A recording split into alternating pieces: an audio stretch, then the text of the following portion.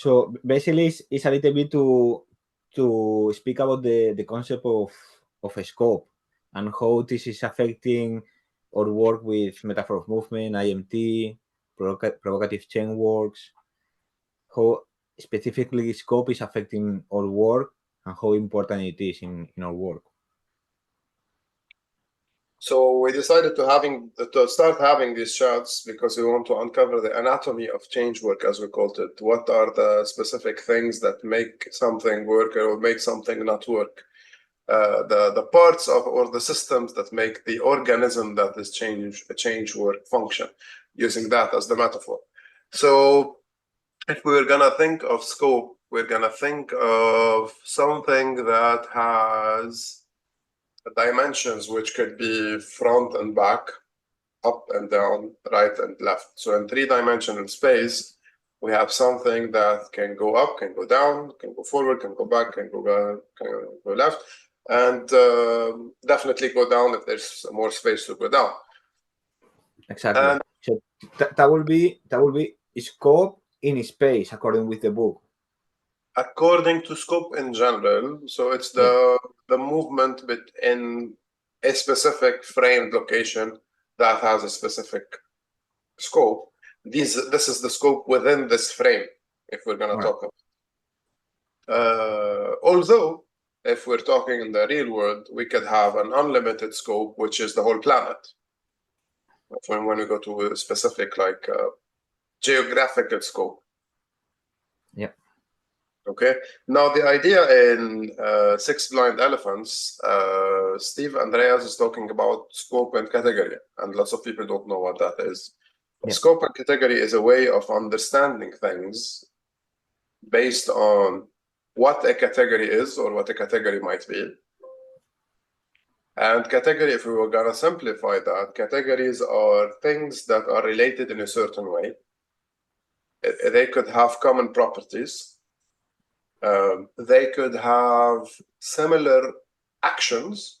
So for example, similar properties, games, chess and football, the real football, not soccer. The real football, no, the real football, which is actually called soccer in the States, but are you saying that soccer is not real football? No. I mean football, actual football that they play, like the Premier League, etc. And if you go with video games or like Minecraft, these are all games. Yes. So they fall under the same category of games. Yeah. But if we're gonna split them up, you have video games. We go to Minecraft, that's a different category of things, compared with football, which is like real life games or competitive games. Yeah. Also, so if we're gonna go through the category of video games, you remember the Minesweeper that we used to play in the 90s, that you need to open the bombs on the windows and nobody understood this game? Yeah.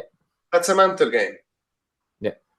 Compared, for example, with more of a game related to shooting, like Fortnite, for example. It has strategies, but it's more of an action-oriented game rather than a mental game. Yeah. They both might fall under the category of strategic games, but one is a shooting game, one is an analysis game or a brain teaser game. Yeah. So things can fall into the same category, or things can fall into different categories. Yeah. So you can have the bank where you put your money, and you can have the river bank. So this is a bank and this is a bank. Yeah. You can have the foot of a person or the foot of a mountain. So here the function is similar, which is support. Yeah. Okay. So that's category. Now scope. Now we're gonna move into scope, where you're gonna see if something is fully in this category or not fully in this category, or if this, how far into this category does this belong, or how far to this category this does not belong. Now translate that into change work. There's the work of Paul Ekman, who did the lying detection. The famous series Lie to Me, if you've heard of it, was based on Paul Ekman. And in Paul Ekman's work, he found that everybody in the world has specific things called micro-expressions, and these micro-expressions are basically responses we have in our faces that denote that we're feeling this and this and this and that. So going into change work, somebody might have what they call a phobia. And this is somebody I worked with who supposedly had a snake phobia. And we did the dissociation exercise, which is you see somebody watching a screen and they see themselves. So what I basically did is Andy Austin's process, which is I recorded that person having a response to something, and then that person saw themselves reacting, and then they saw themselves seeing themselves. When this person saw the reaction on the screen, the person says, "This is not fear, this is disgust." Although in the whole experience of I have a phobia from snakes, it was a phobia. But by seeing the response that this person had, like looking at themselves, the response was like, "This isn't fear, this is disgust." So they moved it from one category to another. A couple of days later, they went to a zoo with one of their children, and they saw an actual snake, and they did not have what they used to think was a phobic response. They knew they were disgusted, but they stood at a certain distance where they could see the snake in a different way. So this whole discussion is to understand that, for example, fear and disgust both belong to the category of emotions. But things I am disgusted of is very different than things I am afraid of. These are two different categories. Once this person identified that this does not belong to this feeling, but to this feeling, she moved, or she understood that the fear belonged to this category, that's disgust, rather than to the things I'm afraid of. Does this make sense? Is this too complicated? No, it's understandable. So by the change of the category, so the person thought that it was a... It's no change. If I said change, it's not a change. It's more of a realization that this does not belong into this belongs into this. All right. So by the to be aware that it belonged to a different category, there was a change of the experience of the person. Yes. From this point in future. So because the person realized that this is not fear, really, it's not a phobic reaction. What I am getting is disgust for snakes. By being aware of that, it was a change in the experience in the next time this person faced any snake. All right. Exactly. All right. And what about the scope? What happened with the scope? So scope is, for example, if we use the work of IEMT, Integral Movement Therapy, we have something that we experience that we give a certain label, we put into a certain category. When we get the person to move their eyes while focusing on it, something about the scope of that experience shifts. So maybe somebody sees it here and it's very stuck, etc., and suddenly now it's further away and at a specific location. In people's experience, we have something that we call mental space, which Lucas Dirkstock talks about in his mental space psychology, Society of Mental Space Psychology, and how things are related and everything is organized in space. In NLP, people talk about submodalities, things being close, things being far away, etc. So if we go back to IEMT and we get a person to move their eyes, they move the image that was supposedly here, and let's say they move it into a certain place in the front to the right. That's a change of scope. This is very up close to me and right in front of my face. The other one is way, way in front. Or it could be to the left. So it's left out. They move it and they push it on the left side. So that's a change of scope. So by changing the scope of the experience, that is impacting the category that they are placing the experience in. All right. So basically, for example, one of the common effects with the IMP, when there is this eyes movement, and you ask to the person what happens with the memory now, usually they say that they are fainted or they are farther away. All of these are changes in scope. It depends. So if I see something in the same place but it's blurrier, that's probably a change in category. In Clear category. image bothers me, but clear images bother me. Unclear images don't bother me. Change of category. All right.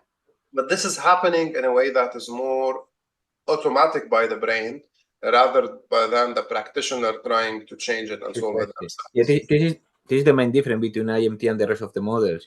That in the rest of the models, like NLP, by let's say experimenting or about the change in the submodalities, putting the things further away, closer, or if there is a sound to make it loud or to make it like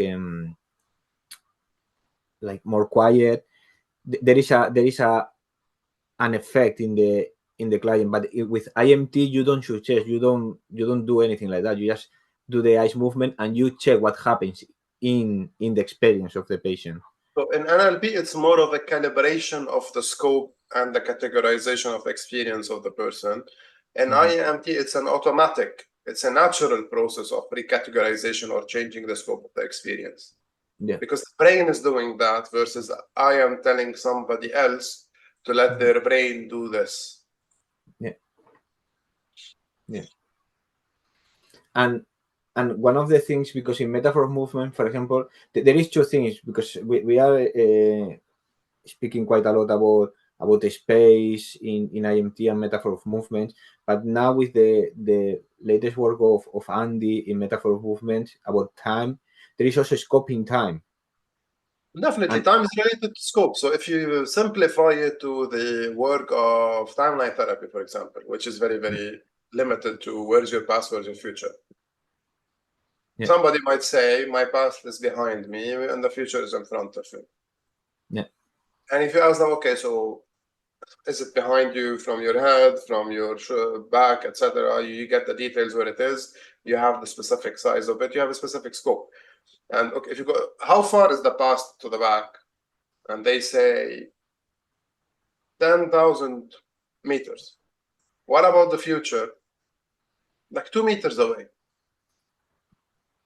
So what do you expect a person's experience of time would be that way?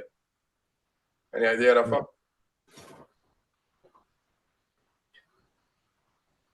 So the past is 10 meters back, 10,000 meters back, and the future is 2 meters to the front.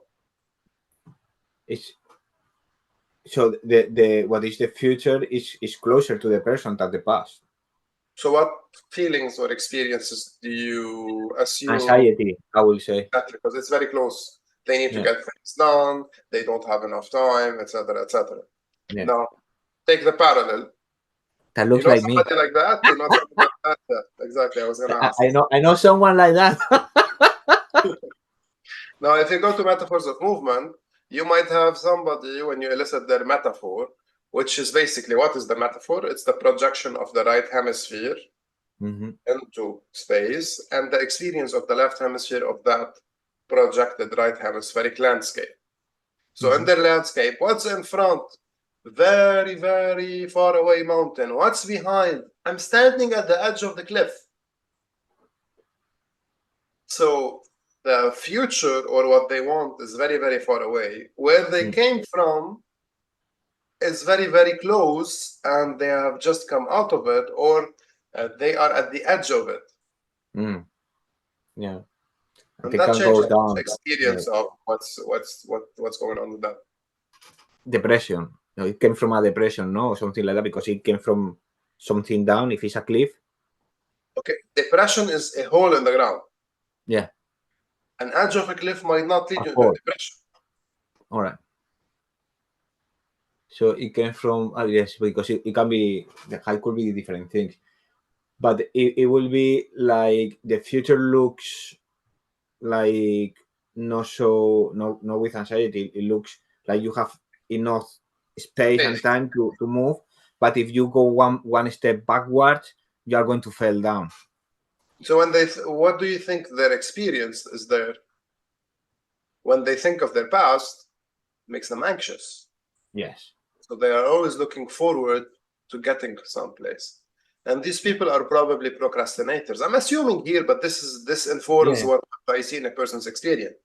Yeah, I still have time. There is a long way to go. I will get there eventually. And when I get there, but when I get there, it will be an uphill struggle. So I need to take my time and find the proper tools and etc. etc. etc. Yeah. All right.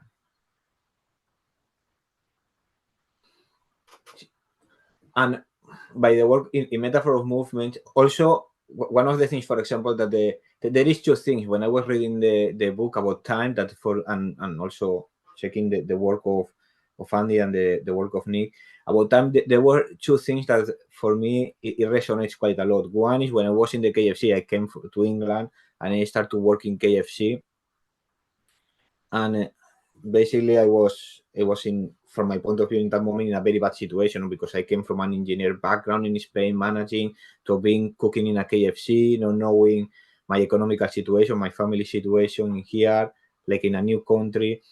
And a friend of mine was with me in the KFC, and he saw that in one point I did a change. Something changed inside of myself, and he asked me why, because he was in the same situation and he was a lot more relaxed. And he told me what has happened, and I said to him that I have realized that this is part of the change that I'm going to have in 5 or 10 years, but I don't know, I cannot see it yet, but it will happen. And this yet for me was like a big relief. So this is part of the process of change. In 10 years, I will be in a different place, in a different situation. It's just now I cannot see it. I cannot see it yet. It was in that moment. And this was for me like the big realization in that moment and take a lot of pressure out of me. Does it make sense? Mm-hmm. So, and for him to be able to, that when I expressed that, he realized about that as well. And for him was a relief because he's like, oh yeah, you are right. This is going to be part of the process. But now, because we are in the moment, in that situation, we are showing the moment, showing the present. We were not foreseeing that is part of our future. It will be different. Now, okay, Yeah. You take that and you put it in the context of religion, for example. Yeah. Which is, if you do what is right in this life, for a lot of people, they will be rewarded in the afterlife with eternal life, with etc. etc. So do the hard work now in order to do that, to get that later. For a lot of people. So that's why you find sometimes people are motivated not to do wrong because of religious or spiritual experiences. Because in the long run, which is when I'm a spirit and when that matters more, I will be granted the eternal life in a certain sense. Yeah. And also it relates to me now with the culture of effort. So working with elite sports people, for example, that is my area of expertise. We spoke a lot about the culture of effort. So we have to do a lot of effort now so we can get in the future the results that we want, or the situation that we want. So it's mostly the same kind of thing. In the religious part is, yes, I have to do now what are the values and the behavior of my religion.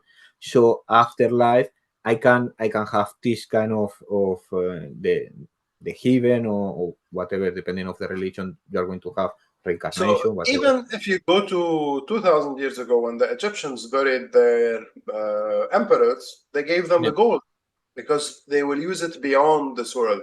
They will need it there. Yeah. That's very interesting. Extended the scope of their experience.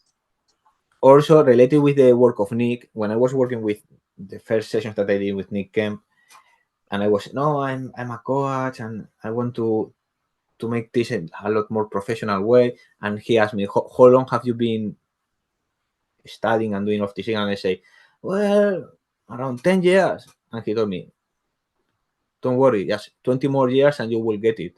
And for me, that was like, I don't want to wait 20 more years. So that one was for me like, all right, now I have to start to do things, you know? So this change in scope for me was like it was like a slap in that moment. Like, what do you mean 20 more years? Said, yeah, you have been 10 years, nothing has changed. 20 more, maybe. Some people can take 30.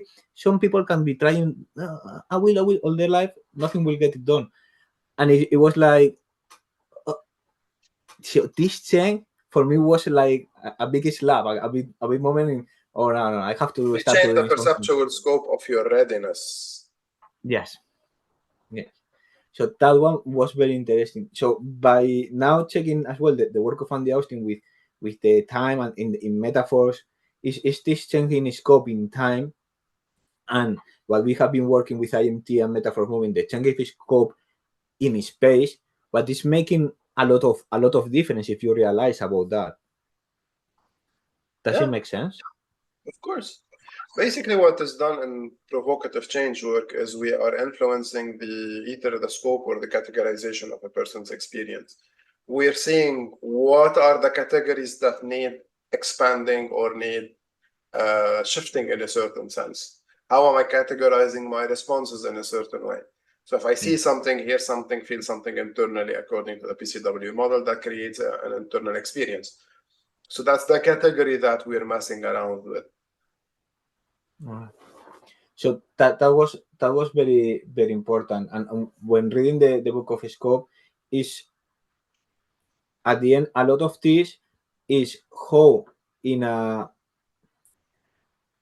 not so much process way we can do what in NLP as well is called the change of submodalities, because when I see change of submodalities in NLP, there is a lot of like experimenting with the distance, with the zones, but how we can do it in a more indirect way or less process way. That is what basically is happening with metaphor of movements or IMT or PCW, for example. Exactly. All right. And just by producing this change in scope, it can have a massive impact in the experience of the person from that point, just by being aware of that. Also, they cannot be aware that it has been a change of scope or category. Can I share something that happened between us in a practice session? Oh yeah, yes, of course you can. So we were talking about something, I guess, and you had a goal that you want to do. There was some anxiety related to that, and then I asked you, "What does your myself? Huh? Anxiety myself. Yeah, and I asked you, what does your father think about that?" And you told me your father passed away. Okay, so when did he pass away? He was like 50, I believe, or 45, very young.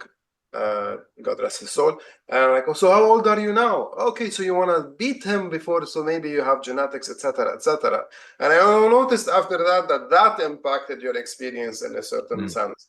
Although usually in traditional therapy, I'm sorry you lost your dad, and being very empathetic and understanding. Also, it's natural that you have anxiety because, etc., etc. Okay, and PCW, for example, you don't want to end up like that, right? So, and that stops the person's experience in a certain way. When used properly in the proper place, it creates an impact on people.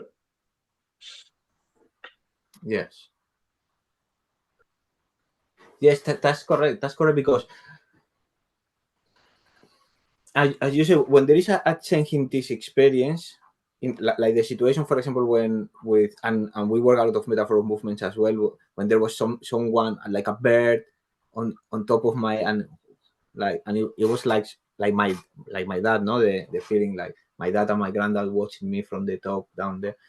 So basically, by being aware of all of this and how much in my metaphors these figures were in there, I realized like, wait a minute. So there is a lot of things here, that is related to that, and just this awareness make a lot of change in my own experience, and about, all right, I'm going to, let's say, in my personal experience, it gave me a lot of freedom, because I realized that this was not conditioning anymore, unless in an aware way my decision making in different things. Does it make sense?